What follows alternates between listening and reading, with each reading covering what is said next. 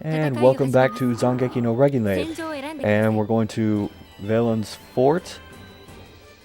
Anyone who's watching this from the UK is probably wondering why I keep calling that character a bell end. I'm not trying to do that, it just happens sometimes. Anyway.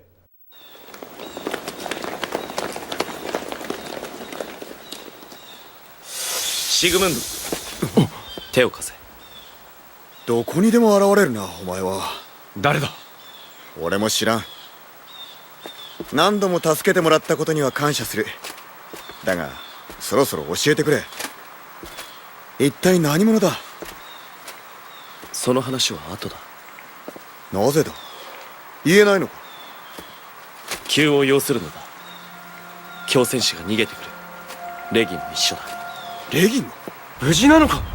ああ。だが追われている。砦に着く前に追いつかれるだろう。救援が必要だ。戦士を集めよ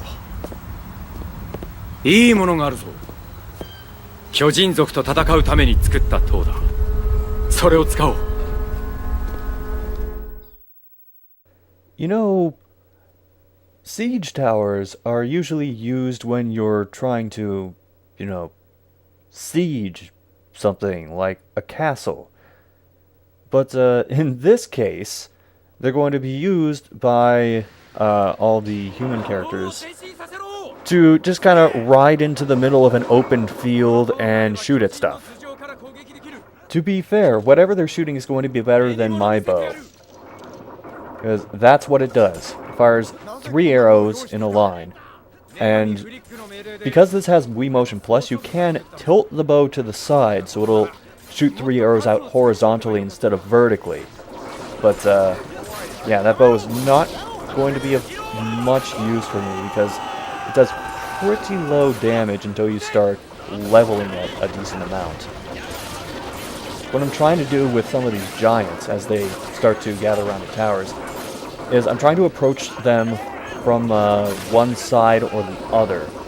That way, because I have the spear, I can line up a bunch of them so that when I do the stronger attack, it'll pierce through several giants and damage a lot of them at the same time. Yeah, I picked really bad weapons for this particular mission. Ideally, you want like a sword or a great sword so you can sweep across the screen and easily hit multiple targets without regularly having to reposition yourself.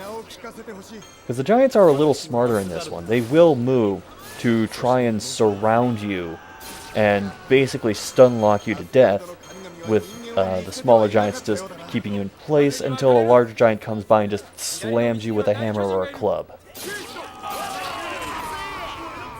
Here the path is going to split, so some units are going to go to one side, some are going to go to the other. I picked the left side first, because that's where you have the bigger giants. The other one, if I remember correctly, just has a bunch of the smaller giants. Something else that's kind of bothering me about those siege towers is they weren't multi-tiered or anything. Some siege towers were designed that had 4 or 5 different little buckets that people could stand in and like fire archery shots. But no, these just have a bunch of scaffolding leading up to a single level where maybe 1 or 2 people are firing out of it if they feel like it.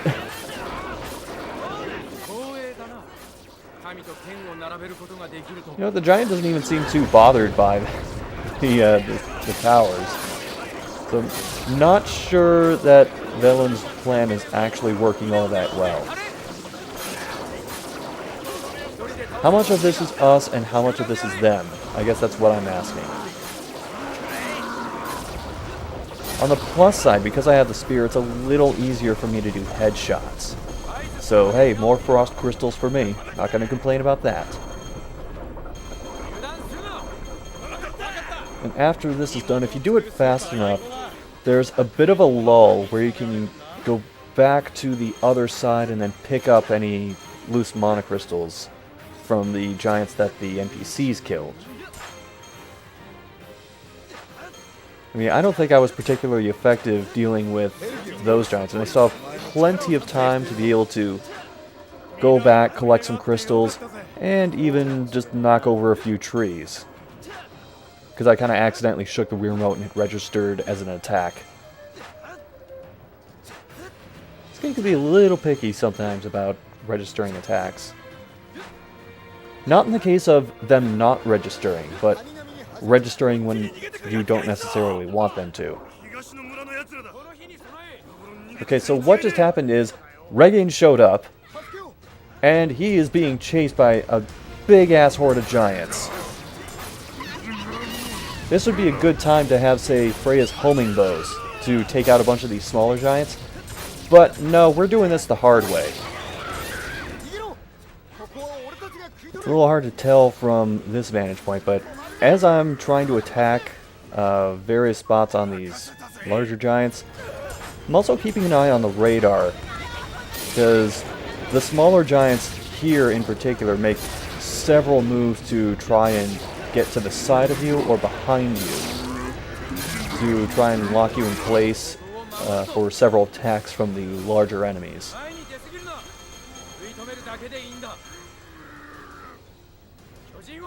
I'm not particularly worried about too many of these getting through to the villagers, because there are enough NPC soldiers and like named NPCs that do decent attack strength that I'm not particularly worried about them.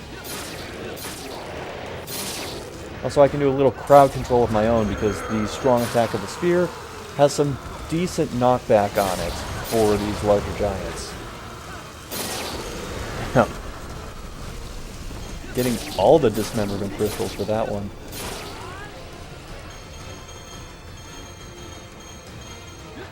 So far this is going pretty well. But there's a little something else to this mission.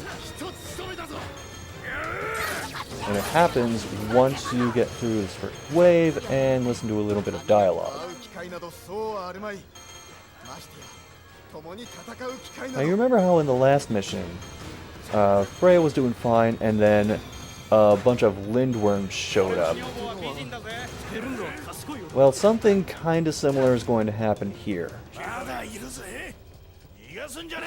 There are the magicians, and they're spawning lindworms, and we're going to have to deal with some of these larger giants while dealing with them too. So nothing is in range for me that's coming from the air yet, so I'm just biding my time by getting in some headshots on this one giant. Fortunately, somehow none of my shots are knocking over the tree, so... Okay, I knocked over that tree, but not the one I was worried about. Now, the lindworms are going to be very annoying to deal with because of my bow selection. So I'm actually going to have to deal with some of these just with my spear. Fortunately, the pierce has an okay range on it. I am going to use my bow to get these down, because this is the only way that I have the range to be able to reach the magician.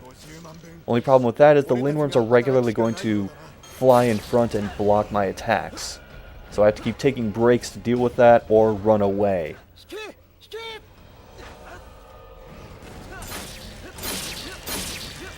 Yeah, this can get very out of hand very quickly if you're not careful. Key thing is just always make sure you know where those larger giants are.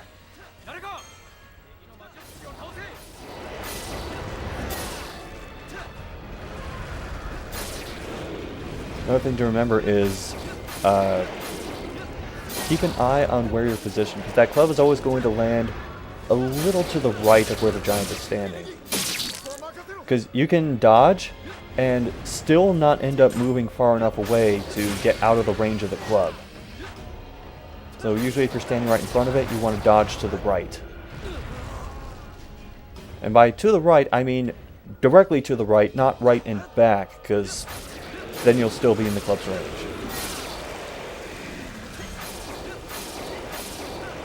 Learn from my mistakes is what I guess I'm trying to say here. It's missions like this that I'm particularly glad I remembered to up this character's health before going in. Because right now, I don't think I would be dead, but I would be at least with a flashing health bar. Because it starts to do that if you get below, I want to say about 20%. I don't think that's right though. 20, 25, somewhere in that range. Now you might have noticed that I've been focusing entirely on these giants the entire time, and I haven't been going after the magicians. The magicians just went straight for the villagers, and also for those towers. And those towers are... I've found that they're actually, at this difficulty level at least, pretty capable against the magicians and any like small groups of lindworms that they might spawn. In fact, not to spoil what happens later in the video, but by the time I'm done with these guys, the magicians are going to be pretty much gone. You can see one of them right above where a bunch of the NPCs are. And he's going to get shot down in due time. For now, though, this mission ends pretty much as soon as you take care of all the enemy units. So I'm making sure that I don't miss out on any of those special crystals like frost, water, earth, wind.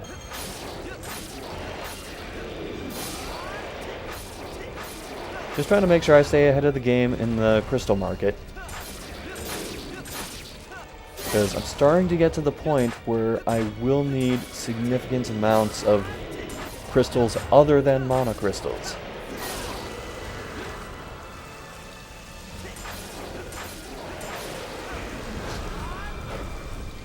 You know what? I played this game a decent amount. Still seeing that spray of crystals out of a decapitated giant. Still not sick of it. Right, that giant is down. And it looks like there's still one more enemy on radar over near where the group of villagers and guards are.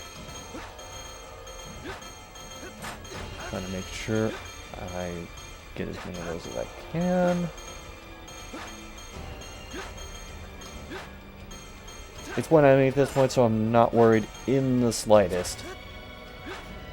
The mission will probably just end before I can even make it back there.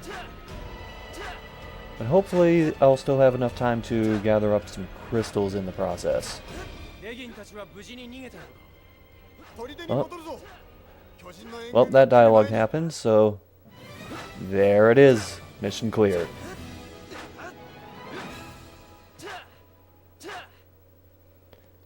Didn't quite make it. Yeah, pretty much as soon as that moment where Reginleiv happens, everyone starts pulling back toward the fort.